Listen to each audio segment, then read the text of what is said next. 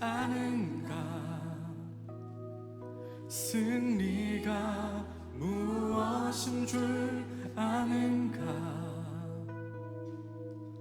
더 좋고 편한 가능성의 유혹을 저련히 잘라버리고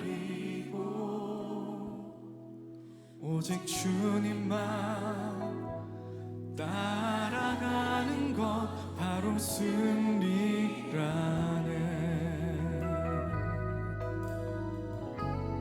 다시 한번 승리가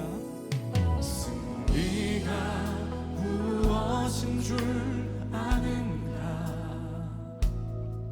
승리가 무엇인 줄 아는가? 더 좋고 편한 가능성의 유혹을 저련히 잘라버리고 오직 주님만 따라가는 것 바로 승리라네.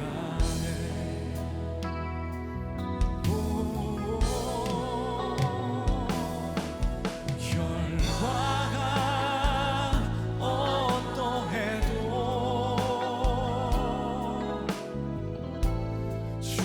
주님만 빛나시고 주님 평안 내 안에 있으면 그것이 바로 결과가 어떠해도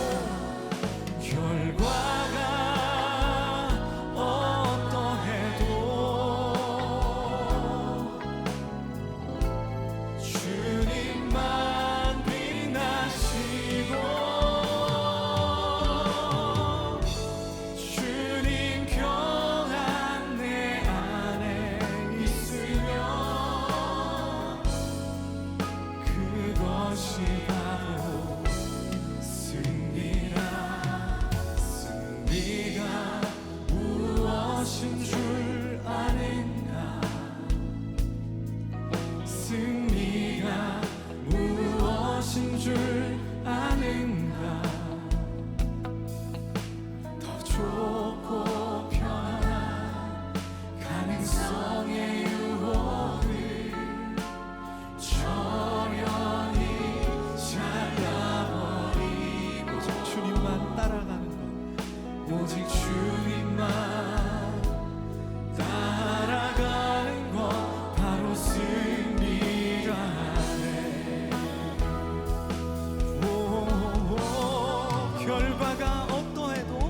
결과가 어떠해도 주님만 빛나시고 주님 평안 내 안에 있으면 그것이 바로 승리가 무엇인 줄 아는가? 승리가 무엇인 줄 아는가? 들어보세요. 오 치열한 자기와의 싸움을 허옇게 잠재우고 오직 주님만 따라가는 것 오직 주께서만 말씀하게 하는 것 주님만 내 안에 사시게 하는 것 바로 승리라네.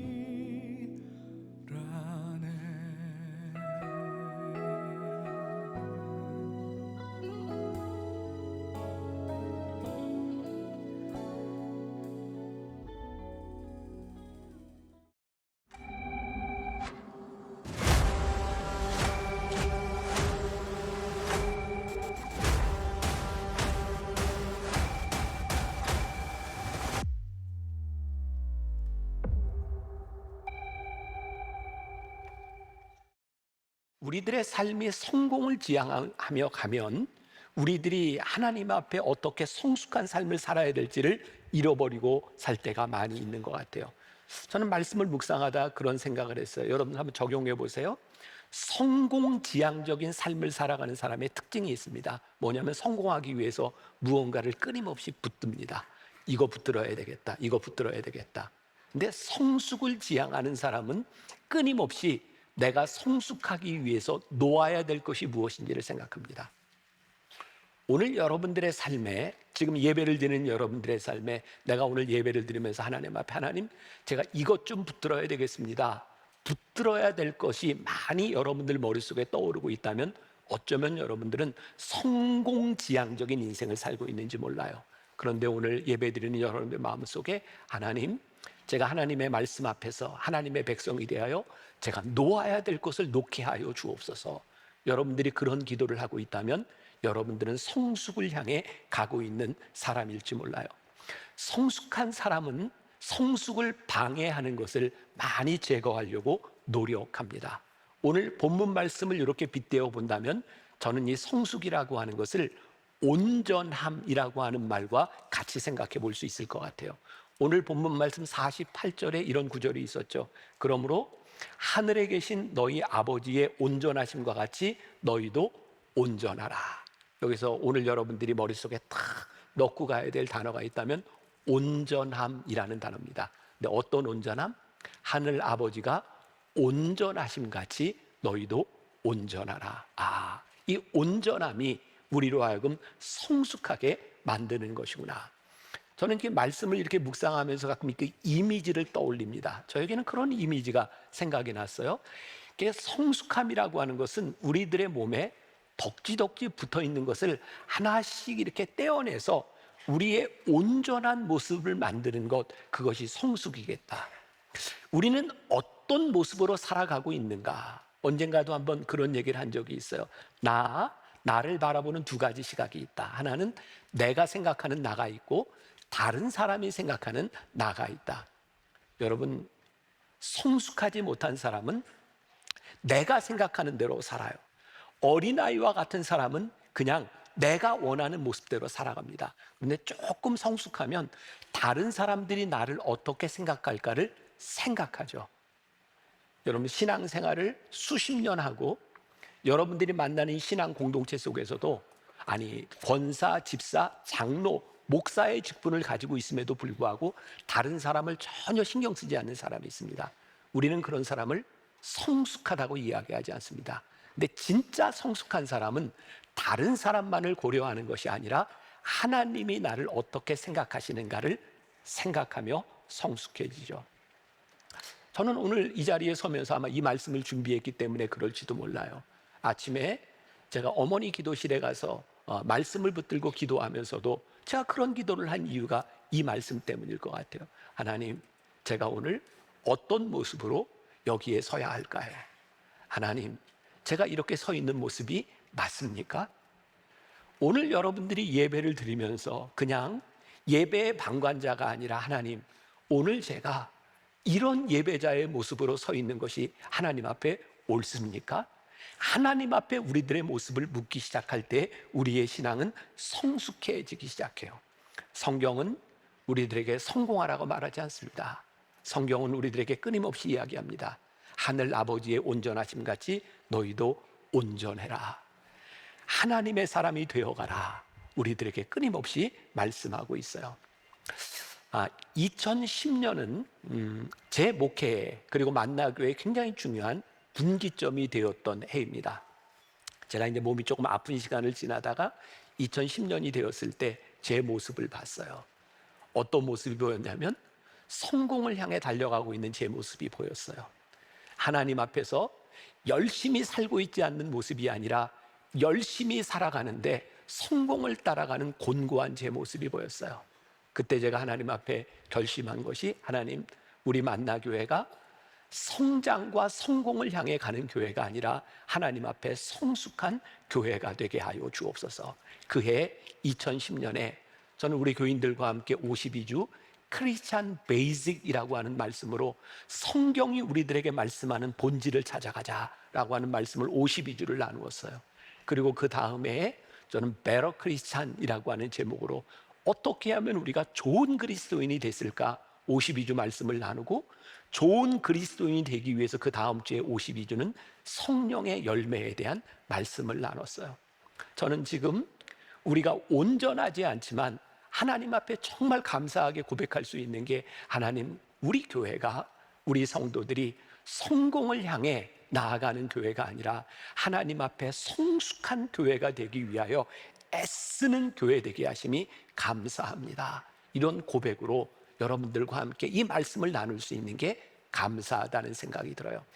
오늘 본문 48절을 유진 피터슨의 메시지 성경에 보면 영어로는 이렇게 표현이 되어 있는데 저 발음이 좀 어려워요. 자, 읽고 계시죠? In a word, what I'm saying is grow up. 저 단어에 좀 집중하시. grow up. 그리고 your kingdom subject라는 말 주목하고, 그 다음에 노란 God created identity라는 말에 주목해 보세요. 자라난다. kingdom subject. subject라고 하는 말은 두 가지의 뜻을 가지고 있어요. 하늘나라에 속한 백성이라는 뜻도 있고, 또 하나는 본질이라는 뜻도 가지고 있어요. God created identity. 하나님이 우리를 창조하셨던 우리의 모습. 요 단어를 생각하면서 제가 한글로 이렇게 메시지 성경을 읽어드립니다. 한마디로 내 말은 성숙한 사람이 되라는 것이다. 너희는 하나님 나라의 백성이다. 그러니 그 신분에 맞게 살아라. 하나님께서 지어주신 본래의 모습대로 살아라. 하나님께서 너희에게 하시는 것처럼 다른 사람들을 너그럽고 은혜롭게 대하여라. 하나님께서 여러분들을 만들어주신 그 모습대로 그렇게 살아라. 그것이 온전함이라고 우리들에게 말씀합니다. subject라고 하는 말, 하늘나라의 백성이 되었다고 하는 것은 어떤 의미냐면, 우리들이 하늘나라의 백성으로 살아갈 때에 하늘나라의 본질이 무엇인지, 하나님이 어떤 분이신지를 생각하며 살아가는 거예요. 우리가 하늘나라의 백성이면 당연히 우리들의 마음속에 하늘나라의 백성으로 살아가는 원리가 무엇인지를 고민해야 되고, 하나님이 어떤 분이신지를 생각해야 우리는 하늘나라의 방식대로 살아갑니다. 여러분들에게 주는 하나의 중요한 도전입니다. 우리는 하나님이 어떤 분이신지를 생각하며 살아가나요? 오늘 여기 있는 메시지 성경에 보면 하나님께서 너그럽고 자비하게 사람을 대했던 것처럼 너희도 그렇게 살아가라. 세상은 세상의 법이 있어요. 하늘나라의 법은 하늘나라의 백성으로 살아가는 법이 있어요. 하나님은 어떤 분이신가? 하나님은 우리를 심판하시는 분이기는 하시지만 차별하는 분은 아니세요. 근데 우리는 먼저 차별부터 하죠. 우리는 누군가를 심판하려고 하는 마음으로 살아갈 때가 있어요. 하나님 닮지 않은 모습입니다. 우리들이 하나님이 어떤 분인지를 생각하게 될 때 우리들의 삶에서 어떻게 누구를 대할까, 어떻게 살아가야 될까를 우리들이 생각하게 되는 거죠. 자, 성공과 성숙이라고 하는 것 무엇이 다른가? 오늘 제가 여러분들과 결론적으로 말하고 싶은 건 성숙한 성공을 하고 싶은 것인데, 세상이 말하는 성공은 무엇이 성공이냐? 자신이 원하는 일을 이루면 성공이라고 생각해요. 굉장히 무서운 말이죠. 오늘 우리들이 하나님 앞에 예배를 드리고 있는데, 우리들이 오늘 예배 드리는 우리의 마음 가운데 내가 원하는 것을 이루기 위해서 오늘 예배하고 기도하고 있다면 우리는 지금 뭘 향해 가고 있어요? 세상적인 성공을 향해 가고 있어요. 참 무섭더라고요. 하나님을 믿으면서 우리들이 세상적으로 살 수 있다고 하는 게, 하나님을 믿으면서 우리들이 추구하는 게 세상적인 성공이 될 수 있다고 하는 게 참 무서운 일이라는 생각이 들어요. 그래서 오늘 우리가 깊이 생각해 봐야 될 것, 성공이냐 성숙이냐고 하는 거예요. 제가 군목 시절에 전방 25사단에 배치를 받게 되었는데, 제가 있었던 그 부대는, 저는 이제 대령이 지휘하는 그런 연대에 참모로 갔는데, 세상에 사단장이 자기 사재를 털어서 교회를 지어놨기 때문에 저희 교회에 사단장이 출석을 했어요. 저희 교회는 교인들이 늘 이렇게 많았던, 그리고 사제를 털어서 교회를 졌으니까 누가 봐도 이 사단장은 믿음이 좋은 사람, 안 좋은 사람? 믿음 좋은 사람이라고 생각해요. 근데 이 사단장님이 거기에 교회를 지었던 이유가 있어요. 제가 89년에 군목으로 갔는데 그 당시에 전방의 모든 부대들은 땅굴을 발견하는 게 제일 큰 이슈였어요. 땅굴만 발견하면 진급을 합니다. 그리고 제가 있던 부대에는 첫 번째 땅굴, 제1땅굴이 이미 발견된 지역이었어요. 그 사단장이 교회를 지은 이유는 그 교회를 거기다 짓고 거기에서 기도를 하면서 땅굴을 발견하자는 거였어요. 그리고 그 사단장님 옆에는 누군지 모르지만 어떤 여자분이었는데 예언하고 기도한다는 여자분이 늘 옆에 있었어요. 그래서 기도하고 예배 보고 거기 그래서 이렇게 또 찍어보고, 이 사단장만 그런 것이 아니라 그 당시에 그 사단장이나 별을 단 사람들이 땅굴을 발견하기 위해서 예수를 믿지 않는 사람들은 무속인이나 점쟁이를 두고, 그리고 어디에 땅굴 가서 이렇게 파고 이렇게 시추하는 것들이 유행이었어요. 그러나 그 이후에 땅굴은 하나도 발견되지 않았어요. 제가 그때 아주 젊은 나이에 그런 생각을 했던 것 같아요. 저 사단장이 교회를 짓고 저렇게 믿음이 있는 것처럼, 그리고 기도하고 땅굴을 발견하고자 했는데 땅굴을 발견하는 것과 하나님과는 무슨 상관이 있을까요? 그분이 땅굴을 발견하고 진급을 하고 별을 하나 더 다는 것과 하나님과는 어떤 관계가 있을까요?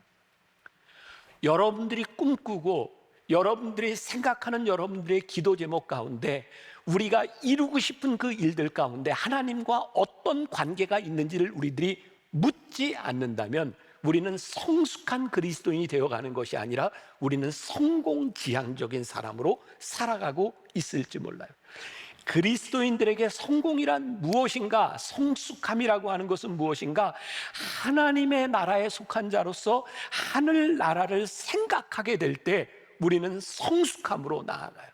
오늘 우리가 읽었던 본문 말씀 가운데 46절, 47절, 너희가 너희를 사랑하는 자를 사랑하면 무슨 상이 있으리요? 세리도 이같이 하느니라. 또 너희가 너희 형제에게만 무난하면 남보다 더하는 것이 무엇이냐? 이방인들도 이같이 하느니라. 너희들이 꿈꾸고 있는 성공, 이방인도 세리도 그렇게 하느니라. 우리들이 하늘나라에 속한 백성으로 우리들이 살아가면서 내가 신앙생활을 열심히 하는 것으로 우리들이 성숙하다 말하는 것이 아니라 하나님과 어떤 관계에 있는가를 묻지 않는다면 우리의 신앙은 성숙하지 않는 거예요. 모든 성숙에는 과정이 있다는 생각이 들어요. 성숙은 한꺼번에 되어지는 것이 아닙니다. 그러나 우리들이 성숙함을 향해 나아가면 성숙해진다고 생각해요. 며칠 전에 우리 교회 청년 중에, 여자 청년 중에 하나가 이제 품에 들어와서 살고 있는 청년인데 카페에서 저를 만나고는 목사님한테 이거 묻고 싶었는데 질문이 있다고, 그리고 저한테 이렇게 얘기를 하더라고요. 목사님, 저는 매주일 예배를 드릴 때마다 결심을 해요. 이제 월요일부터 제가 믿음으로 살아가야 되겠다. 그런데 월요일부터 제가 결심한 것을 지키지 못하고 이런 일들이 반복이 되고 있어요. 목사님, 제가 어떻게 해야 되는 거예요? 제가 이렇게 대답을 했어요. 괜찮다. 너만 그런 게 아니라 나도 그렇고 많은 그리스도인들이 결심하지만 결심한 대로 살지 못한다. 그런데 귀한 건 네가 늘 그것 때문에 고민하고 그것 때문에 결심한다는 것, 그게 너에게 귀한 일이다. 여러분, 우리가 결심한 대로 살아갈 능력이 있겠습니까? 우리들이 부족하고 넘어지지만 우리들이 그 길을 향해 갈 때 하나님께서 우리로 하여금 성숙하게 만들어 주심을 우리들이 고백할 수 있는 것이 중요하지 않을까? 예수님의 제자 중에 요한이 있어요. 예수님 십자가에 달리실 때 육신의 어머니 마리아를 요한에게 맡기잖아요. 요한아, 내 어머니니라. 요한이 30년 동안 예수님의 어머니 마리아를 돌봐줍니다. 요한은 요한계시록 그리고 요한 1, 2, 3서를 쓴 사람입니다. 요한하면 요한의 별명이 무엇인지 아세요? 사도 요한? 그는 사랑의 사도라고 불림을 받습니다. 전승에 의하면 요한이 죽을 때도 이렇게 죽었다 그러죠. 서로 사랑하라. 그리고 죽었다고 할 만큼 사랑의 사도입니다. 근데 그 요한이 어떤 사람인 줄 아세요? 누가복음 9장 54절에 보니까 예수님과 예수님의 제자들을 받아들이지 않는 사람들을 향해 예수님에게 우리가 불을 명하여 하늘로부터 내려 저들을 멸하라 하기를 원하시나이까? 이게 무슨 말이에요? 예수님 죽여버릴까요? 요한의 별명이 우레의 아들입니다. 근데 그가 사랑의 사도가 됩니다. 무엇이 그를 사랑의 사도로 만들었을까? 30년 동안 예수님의 어머니를 돌보면서, 예수님의 어머니가 성자였기 때문에 사랑의 사람이 된 것이 아니라 예수님의 어머니를 돌봐야 되는, 예수님의 명령을 지켜야 되는 그 시간이 그를 사랑의 사도로 만들어주죠. 예수님의 제자들 이 요한을 빼고는 모두가 다 순교합니다. 그 당시에 순교한다는 의미가 뭔지 아세요? 복음을 들고 나가서 예수님의 제자로 살다가 이름을 날리는 겁니다. 모두가 이름을 날리고 복음을 전하고 있을 때 요한 혼자 어머니 마리아를 돌보고 있는 그 시간들이 그에게 얼마나 힘든 시간이었을까. 그런데 하나님께서요, 그 시간을 통하여 요한을 사랑의 사도로 만들어주세요. 갑자기 제가 그런 생각이 나더라고요. 오늘 여기 있는 여러분들 중에 혹시 하나님 왜 그런 사람을 만나게 해주셨어요? 라는 생각이 든다면, 너를 성숙하게 만들기 위해서 그 사람 만나게 했어. 이야, 오늘 여러분들에게 이제 답이 풀렸다. 제가 어제 그 얘기를 했더니 제가 결혼 주례를 한 부부가 서로 이렇게 보고 있더라고요. 너희 그러면 안 되지. 그래도 성숙하기 위해서 만들어준 건 아니지. 아이고, 옆에 쳐다보면 안 돼요? 네. 그 사람 우리에게 주신 이유가 그렇구나. 하나님이 나로 하여금 성숙하게 만들어 주시기 위해서 나에게 주신 사람이구나. 성숙은 그냥 되어지는 것은 아니에요. 우리가 만나는 사람, 우리들이 처한 환경 가운데서 우리가 하늘나라의 백성으로 살아가는 삶의 방식을 생각하고 하나님께서 우리들에게 주신 사명을 생각하기 시작할 때 우리가 하늘나라의 백성으로 성숙하게 되죠. 꽤 오래전입니다.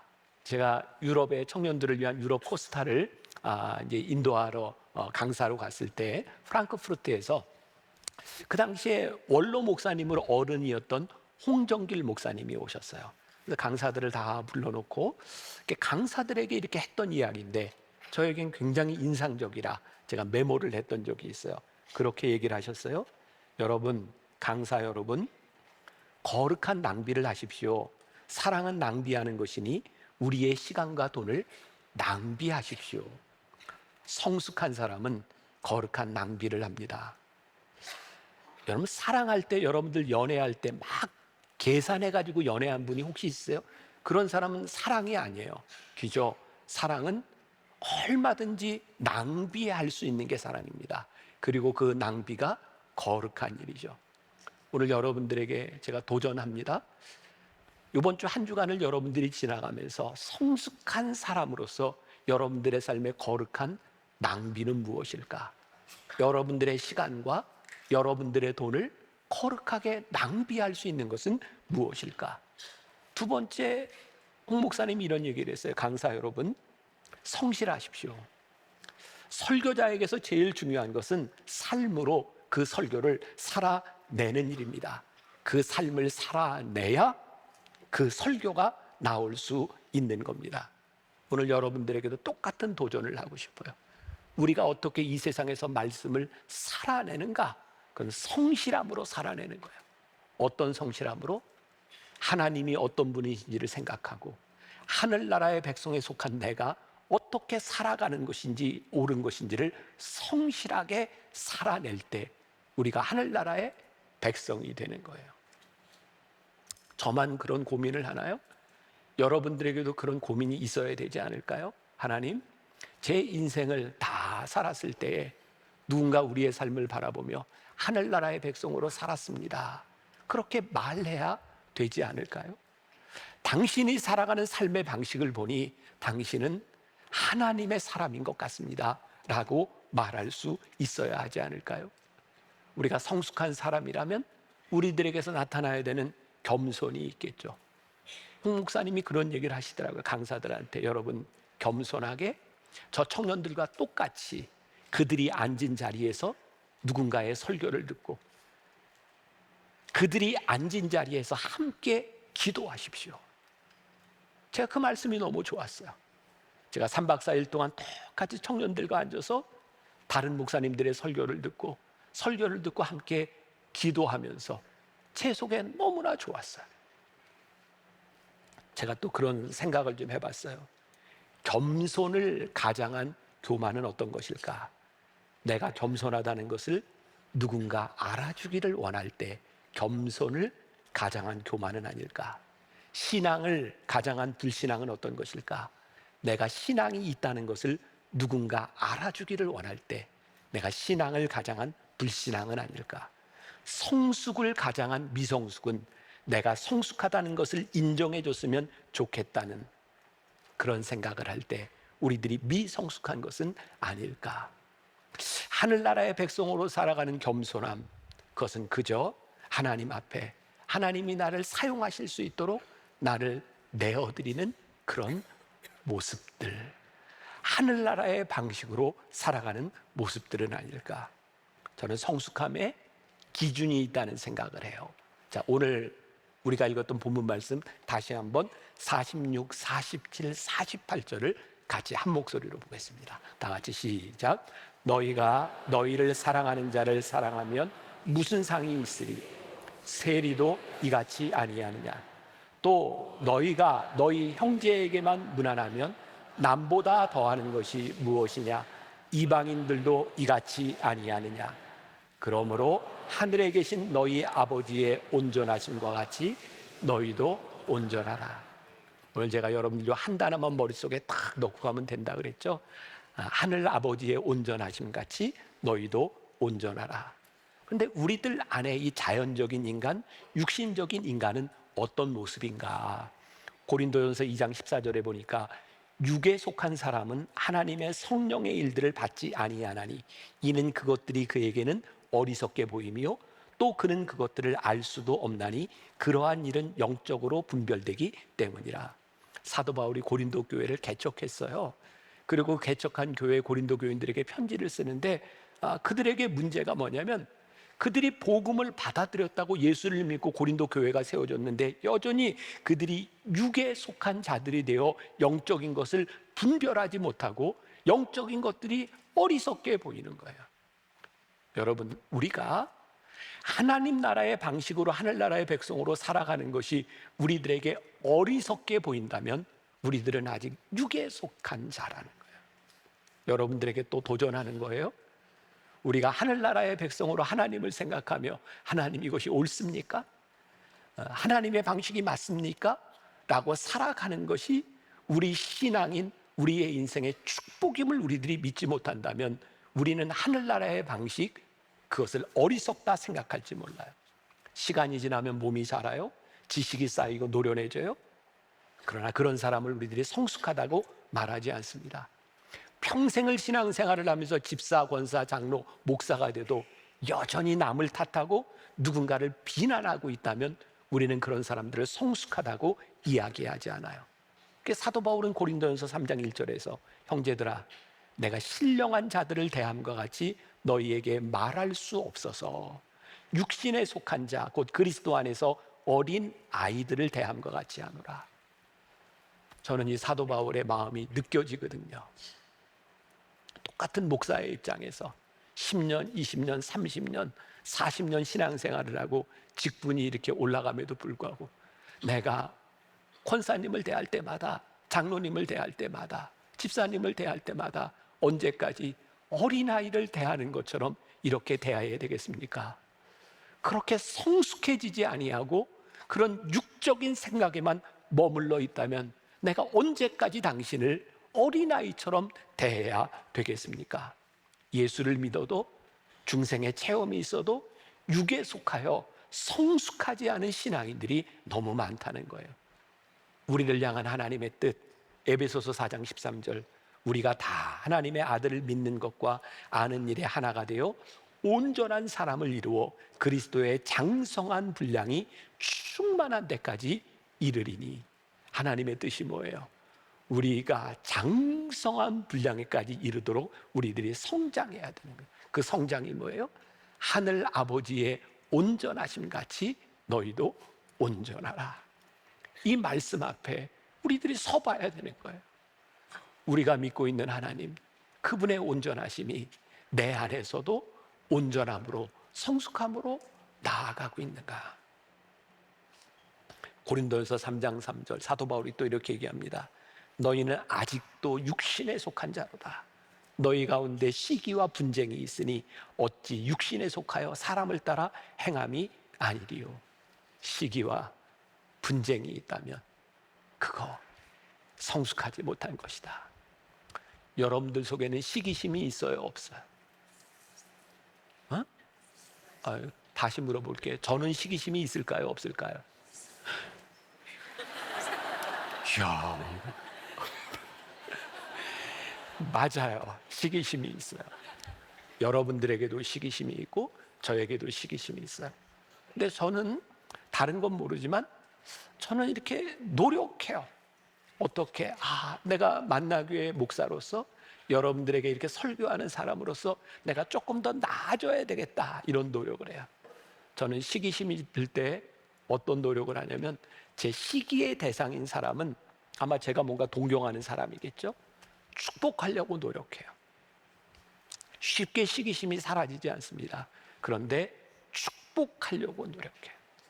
우리가 시기심과 분쟁과 다툼 가운데 있다면 우리들이 성숙하지 못했다는 증거이고 하나님의 온전하심과 같이 살아가지 못하는 것인 증거이니 우리가 어떻게 성숙할 수 있겠는가?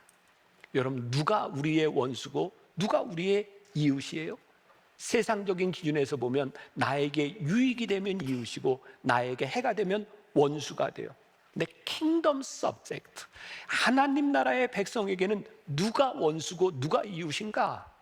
하나님의 입장에서 하나님이 사랑하는 자, 하나님께 원수가 된 자가 누구인지를 우리들이 구별할 수 있어야 우리들이 하나님 앞에 올바른 신앙의 자세로 살아갈 수 있는 거겠죠. 성숙은 제가 몇 주 전에도 그런 얘기했죠. childish, 유치한 것이 아니라 childlike, 어린아이와 같이 되는 것이다. childish, 유치한 사람은 어떤 사람이에요? 내 것만 생각해요. 여러분, 많은 사람들이 동일한 생각을 가지고 있다고 옳은 것이 아닙니다. 많은 사람들이 동일하게 childish, 아주 유치하게 자기의 유익만을 가지고 모여 있다면 사람들이 아무리 그렇다고 해도 그것이 진리가 될 수는 없는 거야. 오늘 우리들이 구별해야 되는 것이 있어요. 이 세상을 살아가면서 모든 사람들이 원하는 것들이 아니라 킹덤 서브젝트, 하늘나라의 백성이 하나님 앞에서 살아가야 될 것이 무엇인지를 우리들이 보아야 되는 것. 우리의 원수가 모든 사람의 원수가 아니고 우리의 이웃이 모든 사람의 이웃이 아니고 하나님의 기준에서 우리들이 보기 시작할 때에 우리들이 올바른 것을 보기 시작해요. childlike, 어린아이와 같은 사람은 어떤 사람일까요? 겸손하죠. 내가 어리니까. 아버지를 따라가지 않으면, 어머니를 따라가지 않으면 그거 안 될 것 같아서 끝까지 그 손을 놓지 않으려고 하는 겸손함이 있어요. 어린아이와 같은. 그런데 말씀을 제가 이렇게 쓰다가 그런 생각이 들어서, 하나님, 그러면 우리 모든 우리 성도들이 다 childlike, 어린아이처럼 이렇게 삶은 이거 어떻게 해요? 하나님이 저에게 주시는 그런 마음이에요. 너희들이 다 어린아이 같으면 내가 일한다. 하나님이 일하신다. 교회에는 나의 이득을 따라, 나의 원하는 것을 따라 여기저기서 여러 사람들이 애쓰는 것이 아니라 어린아이와 같이 되어서 하늘나라의 백성이 되어서 하나님의 일하심을 볼 수 있는 것, 그것이 교회 공동체가 아닐까. 저는 우리 교회 안에, 아니 신앙 공동체 안에 이 땅의 모든 크리스찬들에게 이 어린아이와 같은 겸손함과 어린아이와 같은 마음들이 있을 때, 그리고 성공이 아닌 성숙한 사람들이 있을 때 진짜 우리 공동체가 행복해지리라는 생각을 해요. 혹시 여러분들 그런 책 들어보셨어요? 일상의 결정들이라고. 혹시? 저것도 내가 쓴 거네. 저 책을 제가 쓴 책인데 어제 마지막 장까지 제가 이렇게 다 읽으면서, 제가 저 책을 썼을 때 코로나를 지나가면서 하나님 앞에서 참 힘든 우리의 일상의 결정들을 어떻게 해야 될까요? 고민했던 책이거든요. 그때 제가 썼던 내용 중에 일부분인데 읽어드릴게요. 우리는 성공이 아니라 최후의 승리를 추구하는 사람이 되어야 합니다. 성공을 추구하면 내 욕망에 따라 살게 됩니다. 그러나 승리를 추구하면 하나님의 생각과 그분의 계획을 바라보게 됩니다. 조금 띄어서 하나님이 이끄시는 승리의 자리에 서기 위해서라면 우리는 기꺼이 수치의 자리에 설 수 있어야 합니다. 이것이 부르심의 자리, 성공의 자리, 승리의 자리가 아니겠습니까? 좁은 길은 우리에게 묻습니다. 여러분들은 성공의 삶을 살겠습니까? 승리의 삶을 살겠습니까? 요 글을 제가 썼던 그 이유가 있어요. 사도 바울의 이렇게 사역을 보면 똑같은 상황 가운데서 다른 결정을 했던 사도 바울의 결정이 있었어요. 사도 바울이 막 박해를 받을 때, 죽음의 위협을 느낄 때 사람들이 빨리 피신하라고, 여기 있으면 죽는다고 했더니 사도 바울이 끝까지 그 자리에서 순교를 각오하고 복음을 전할 때 놀라운 역사가 일어납니다. 근데 똑같은 상황이 벌어졌어요. 여기 있으면 죽을지도 모르는 그런 상황 가운데서 사도 바울이 그 박해의 자리를 피해서 다른 곳에 가서 복음을 전했는데 거기서 역시 하나님의 역사가 일어납니다. 제가 목회자의 입장에서 사도 바울에게 어떤 것이 더 쉬운 일이었을까? 죽음을 각오하는 일이 쉬운 일이었을까? 아니면 죽음의 자리를 피하는 일이 쉬운 일이었을까? 저는 사도 바울에게 죽음을 각오하는 일이 훨씬 더 쉬웠으리라고 생각해요. 왜? 사역자로서, 목회자로서 죽음을 피해 도망간 사람이라는 말을 듣는 것은 너무나 수치스러운 일이라는 생각이 들거든요. 근데 사도 바울은 어떤 때는 목숨을 걸고 복음을 전하고 어떤 때는 왜 목숨을 피해서 도망갔을까? 저는 그게 사도 바울이 하나님 앞에 섰던 자리라는 생각이 드는 거예요. 하나님께서 우리들에게 인도하실 때 하나님의 백성으로 살아가는 것이 무엇인지를 우리들에게 분명하게 말씀하실 때 그 순종하는 거 쉽지 않다. 어쩌면 그것 때문에 우리들이 수치스러운 말을 들을 수도 있고 누군가의 비난을 들을 수도 있을 때 그거 쉬운 일 아니다. 근데 오늘 우리들에게 무엇을 묻고 계세요? 얘들아, 너희들이 하늘나라의 백성으로 살아가는데 내가 원하는 것은 너희들이 있는 그 자리에서의 성공이 아니야. 너희들이 승리하는 삶을 사는 거야. 지금 이 자리에서 위험과 어려움을 모면하는 것이 너희 인생의 승리가 아니라 끝까지 하늘나라의 백성으로서 하나님의 온전하심을 바라보며 살아갈 수 있는 그 자리가 어디인지를 고민하고 살아가는 것이 그게 성숙한 사람의 모습이야. 사랑하는 여러분, 이제 오늘 예배를 마치고 다 우리 일상으로 돌아갑니다. 여러분들에게 좀 무거운 숙제를 줄게요. 여러분들의 삶의 자리 한가운데서 성숙함이 무엇인지를 한번 신천해 보라. 혹시 여러분들 가운데는 말씀을 들으면서 그런 생각을 하고 있는 분인지 모르겠어요. 목사님이 좀 시원하게 이렇게 살라고 좀 지침을 주면 좋겠다. 아무리 생각해도 제가 말씀을 전하는 이유는 여러분들에게 해답을 주기 위해서 말씀을 전하는 것 같지 않아요. 제가 여러분들에게 말씀을 전하는 이유는 이 말씀 때문에 힘들게 살라고, 말씀 가지고 고민하고 스트러글하고, 그리고 이 세상 한가운데서 하나님, 제가 이 말씀을 붙들고 성숙하게 살아가려고 애썼습니다. 다음 주에 이 자리에 나올 때 우리들의 가슴이 뛰는 가슴으로 십자가를 바라보며, 하나님, 제가요 이만큼 성숙해졌습니다. 우리의 믿음의 고백이 있는 그런 예배를 드릴 때 이 예배가 진짜 예배가 되지 않겠는가? 사랑하는 여러분, 다음 한 주간 우리 믿음으로, 성숙함으로 하늘 아버지의 온전하심을 생각하며 한번 그렇게 살아봅시다. 이거 아멘 타이밍 좀 더 세게 해야 돼. 그렇게 살아봅시다. 그리고 다음 주에 십자가 앞에 우리들이 믿음으로 나아올 수 있는 사람들, 세상의 원리를 따라가는 것이 아니라 승리를 따라가는 사람들이 얼마나 복된 일인지를 가슴 벅차게 고백할 수 있는 여러분들 한 사람 한 사람이 되시기를 주님의 이름으로 간절히 축원합니다. 우리 잘 아는 찬양 같이 부를 겁니다.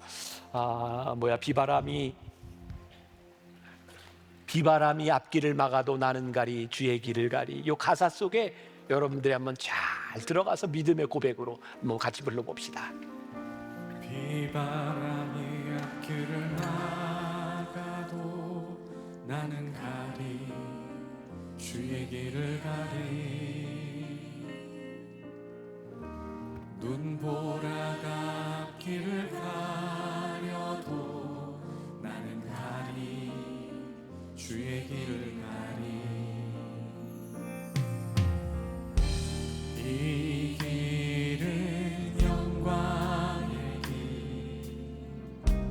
이 길은 승리의 길. 나를 구원하신 주님이 십자가 지고 가신 길. 나는 가리라 주의 길 가리라.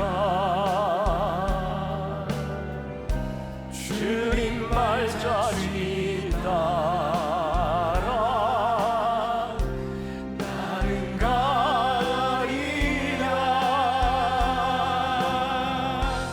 나는 가리라 주의 길 가리라. 주님 발자취 따라 나는 가리라. 험한 파도 길을 막아도 나는 가리 주의 길을 가리. 오진 바람 앞길 가려도 난 가리 주의 길을 가리. 이 길은 고난의 길. 아버지의 온전하심을 따라 우리도 온전함의 길을 갈 수 있게 우리를 붙잡아 주시는 하나님을 따라 그 손을 붙잡고 끝까지 갈 수 있는 사람들, 믿음의 길을 가는 사람들이 되기를 원합니다.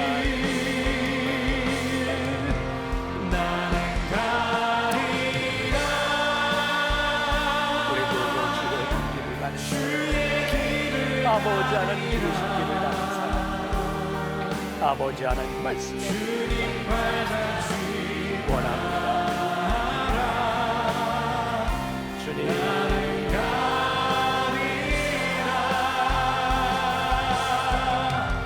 나는 가리라 주의 길을 가리라. 주님 발자취 따라 나는 가리라. 나는 가리라. 나는 가리라 주의 길을 가리라. 주님 발자취 따라 나는 가리라. 나는 가리라 주의 길을 가리라.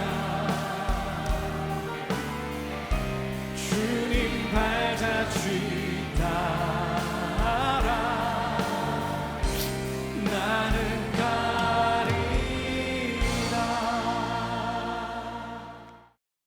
이 프로그램은 여러분의 미디어 선교 후원으로 제작되었습니다. 선교는 사명, 후원은 동역. 당신도 복음을 전할 수 있습니다. 선교 후원 02-6333-1003번